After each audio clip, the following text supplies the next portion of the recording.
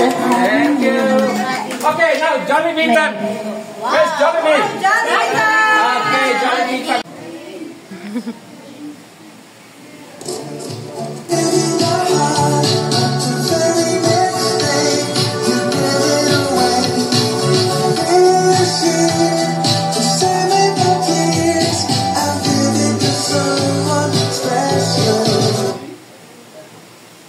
Good morning din po, sir, sa mga bisita sa bahay ni Maria. Magandang umaga po.